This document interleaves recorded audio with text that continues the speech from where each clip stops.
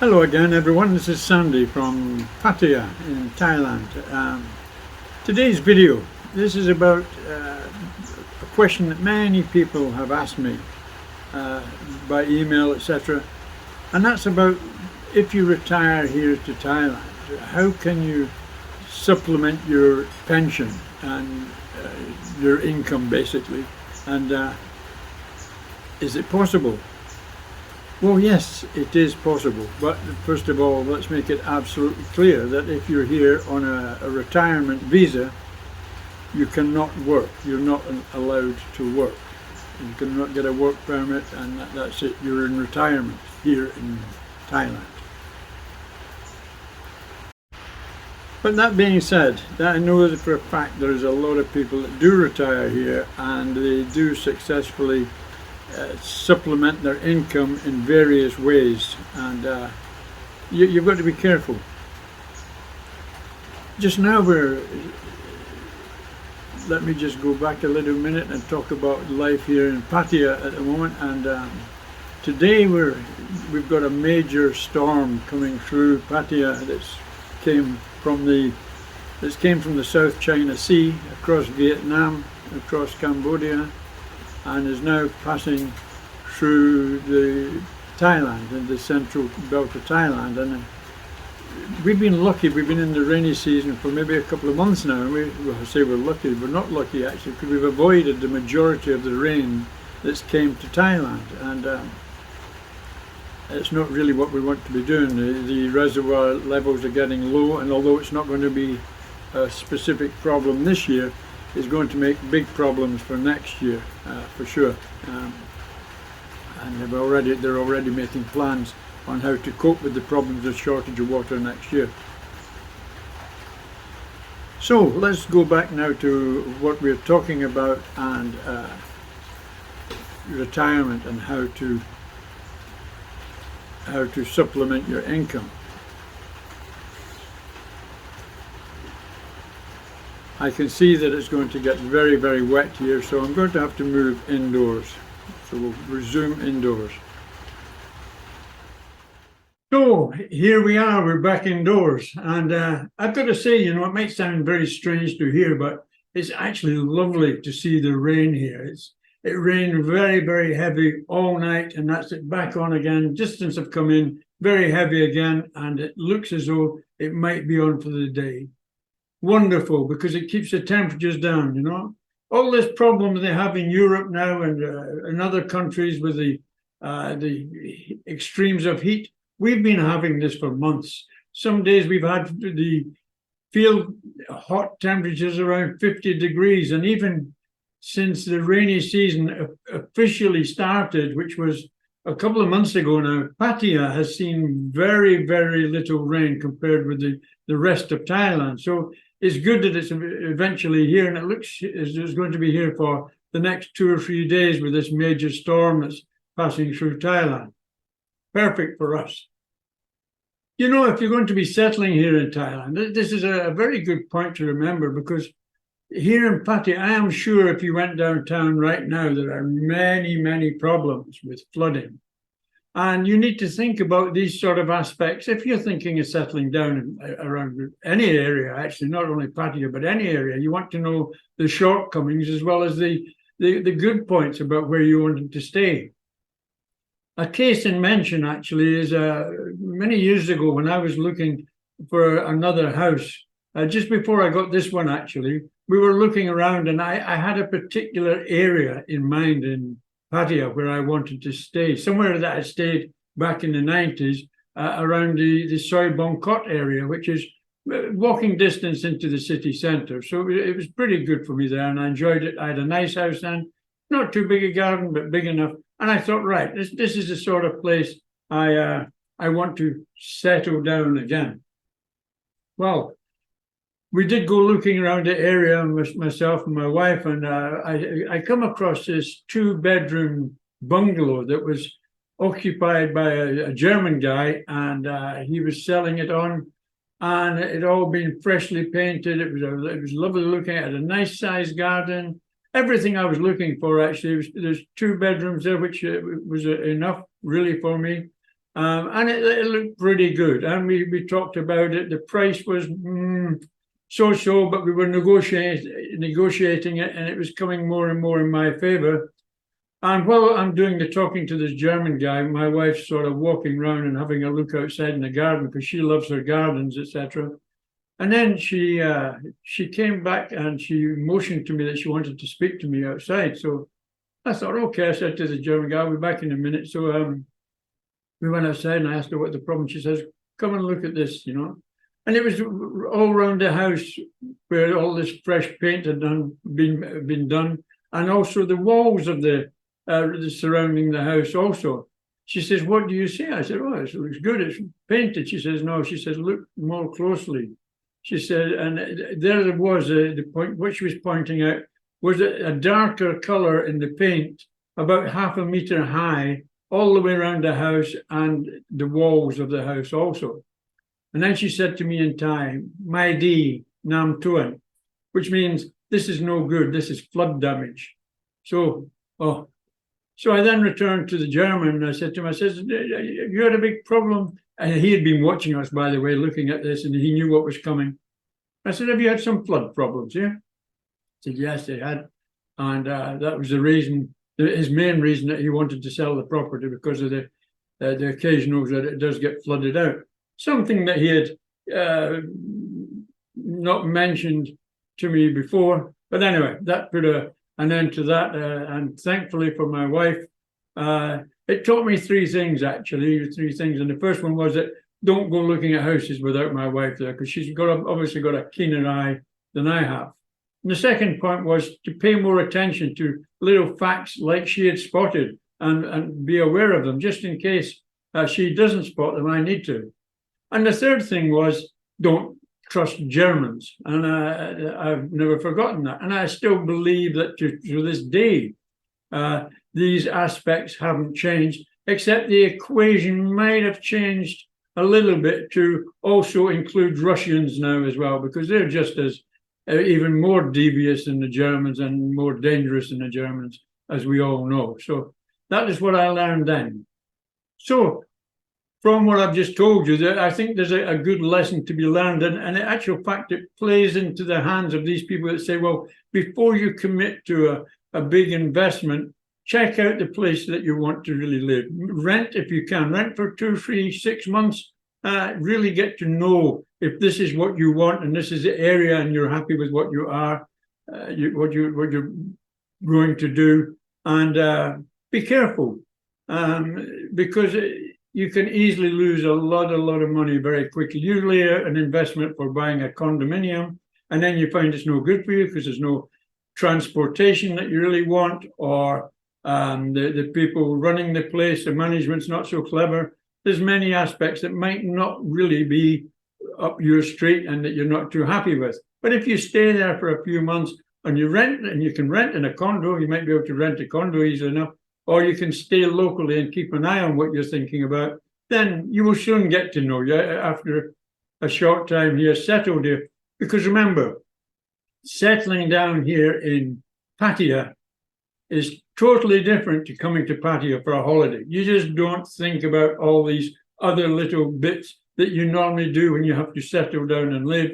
When you're on holiday here and enjoying yourself, it's a different kettle of fish altogether, and you need to take it into consideration. Anyway, returning to the subject of the video, making money while you're retired in Thailand. And obviously I'm talking about making money in Thailand and not making money while you're in Thailand with investments in other parts of the world. There's no problem with that. But with the knowledge that you're not allowed to work here if you have a retirement visa, that's what we're talking about. And after saying that, we all know that many do here actually work in Pattaya while they have a retirement visa. Not only Pattaya, but Thailand actually. I have seen guys selling on market stalls here in the main food market, very close to us. I've actually seen a European-looking guy selling bananas, and I was actually told that he has been arrested on a couple of occasions, and he keeps coming back, so they're not taking him too seriously, obviously. I've seen 2 other guys, at least selling second-hand gear that they buy at auction or buy at other sites, and they're selling them in the Buffalo market in Jomtien. A couple of Asian guys and also a couple of UK guys, I think. I also know people that work at home preparing food that their partners take to the market to sell. All sorts of ideas, you know, like pies, cakes, etc. And I've been asked how I feel about it. Actually, I would say I'm really nonplussed about it. People want to survive, and they're often pushed into what they do by necessity.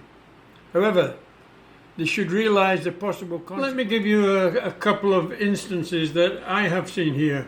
In Pattaya, one chap I knew recently spent about 3 weeks in Chonburi prison before being deported with no return for a minimum of 5 years. He was caught selling a golf bag. Now then, he was shot by someone because he was actually designing and selling golf bags, and the golf bag that he got caught selling was a bit of a setup as far as I'm told, and everything was set up to catch him. Another one was a guy who was caught washing down the windows of a bar that he had managed for some years under someone else's name. He was also deported after a few days in custody, and it just goes to show you, I've heard of guys using a screwdriver and being reported for screwing something together that they shouldn't have been screwing together. And I'm not talking about women, obviously. I'm talking about you don't need a screwdriver for that. One that did annoy me as I fell for the ploy was an ex-butcher guy that lives here in Pattaya, and he was buying Thai beef at the market for around about 180 baht per kilo. Being a butcher, he was cutting it up and then shrink wrapping it with a piece of paper inside pertaining that it was imported from New Zealand. He was selling it at the bargain price of 750 baht per kilo. I can imagine there are many more scams like this that are going on and are probably much more regular than I actually know. But I've seen people comment on similar things on the social media sites about people getting caught out doing this sort of thing. There's one guy that I see comes down here from Isan once a month and buys lots of what's popular for foreigners that you can buy here in Pattaya at a reasonable price, and he's taking it back up north and selling it up there, and I think that's fairly enterprising. I don't really know the legalities of what he's doing, but I'm sure he's taking it into consideration. But there is no way that that is a job that's allowed for foreigners to do in Thailand. And there are a lot of foreigners here that are buying and selling, picking up items on Facebook Marketplace or a Thai site called Bat So, and that's a site here, quite an online site here, Bat So, that a lot of Farangs sell their gear on, and if they're in a hurry to get out, it can be sold at a good price, and then somebody buys it up and sells it on, maybe take a little bit longer, but you'll get a better price for it. All this, it's not really high risk stuff, but it is a risk. So the question is, how do they get caught? Certainly the police are not that effective that they can nail a lot of people that they do actually nail, and you hear about it. But there are cash rewards in a way for Thais that may decide to grass on someone, and a lot of it is done. A lot of people are caught because someone reports them. It might be an angry wife or an angry girlfriend or somebody that's jealous, etc. But being grasped upon is one of the most common reasons for being investigated. Smiles in the land of smiles get bigger when they get money from grassing on foreigners. So the sort of stuff I've been talking about up to now is, I think, really a lot of petty crime, and I guess it's done out of necessity for a lot of people. But it's serious if they get caught and jailed and deported, so it's maybe not so petty for them, and it could be disastrous for a lot of people. One area that I do think catches a lot of people They retire to Thailand with all the right intentions, but on a limited budget.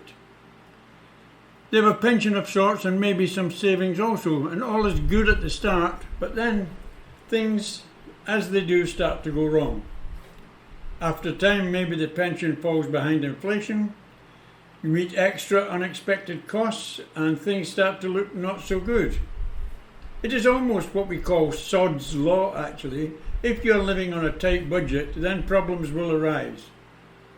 What can be done? You want to stay in Thailand but need to make some money.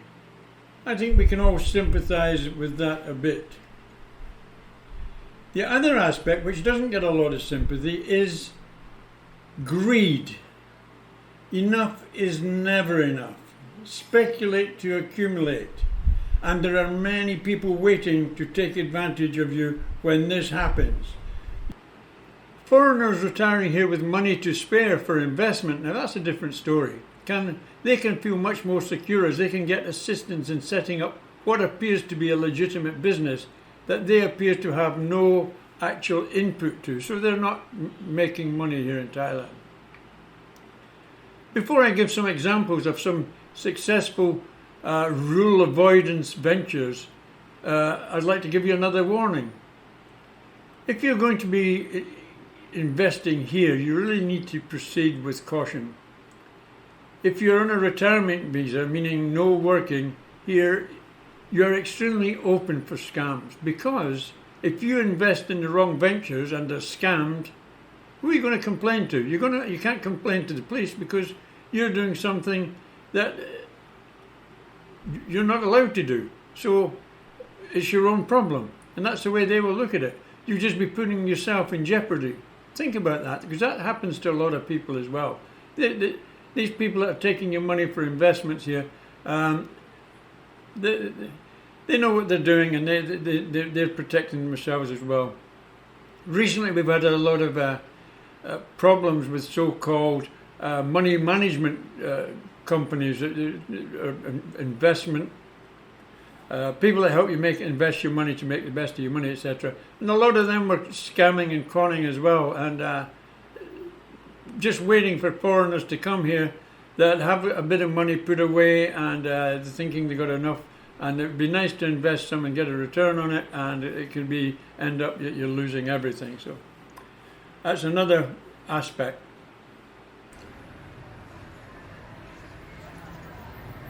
In Pattaya here, there's a lot of money from varied and dubious sources being investigated, and I would recommend avoiding the bar and sex investment opportunities, because I see there's a lot of them going on at the moment. People wanting to take your money and do up bars and probably guaranteeing to get them working successfully in a town that's absolutely devoid of tourists at this present moment of time. And there are also businesses that require all these brown envelopes to be passed around under the tables on a frequent basis. To be caught and involved in these may lead to more serious consequences, both legally or otherwise.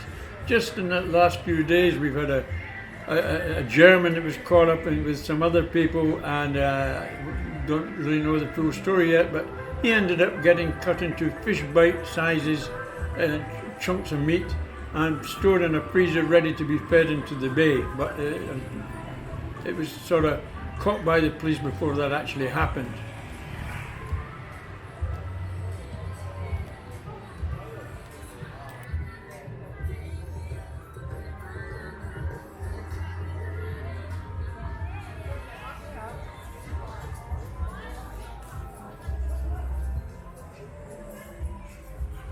Some of the businesses that I have seen that do seem to work, and I think one of the factors that helps them is that the retiree has a good relationship with his partner, a close partner, or someone that he can totally rely on.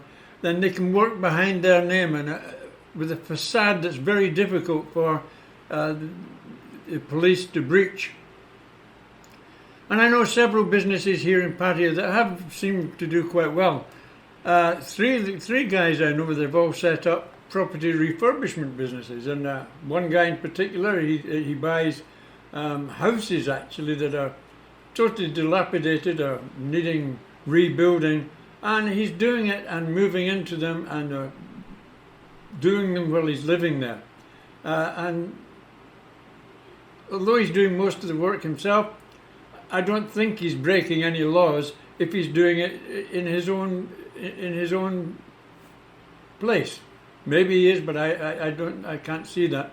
Anyway, he does them up and he refurbishes them, decorates them and everything, and he's bought rubbish and he's selling it out. Very nice. Sometimes he puts in the swimming pool, all the rest of it, and I think he makes quite good money, although it takes more time to do what he's doing. And there's a couple of other guys like that are doing up condominiums and selling them on, etc. That's what they do. I've also seen several people with garages actually doing car maintenance, particularly for Farangs that don't want to trust their cars to Thai garages. And most of them seem to do okay with the Farang mechanic standing in the background and not taking much notice from anybody. Except one guy I knew that was particularly involved in working on high value cars like Jaguars and Daimlers, etc. And he was caught working on a Jaguar car that had just come in, and it came in and it wasn't functioning in some way, and when he went out to work on it, he'd only just started working on it when the police came into the garage, or the immigration police come into the garage, caught him.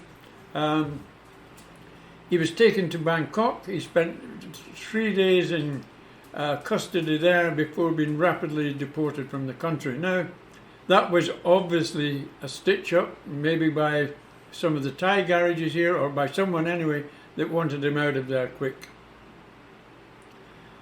So that's the sort of businesses that I've seen working here, and it's although they're not legal, the people behind them seem to do okay. And it's, once again, it can be dangerous, I think. At this present moment of time, Russians are bringing out a big spotlight into the job markets here in Pattaya. There's a lot of new realty companies set up, 1 or 2 guys and a couple of girls, etc., trying to get properties together to sell on to their Russian friends. And there's a few of them, quite a few of them, advertising on the internet, etc., for people that might want to sell their properties. The Russians are also putting out a lot of, for instance, there's a lot of new car hire businesses with a lot of cars sitting outside, and very nice brand new cars, and a lot of motorbike rental companies as well setting up.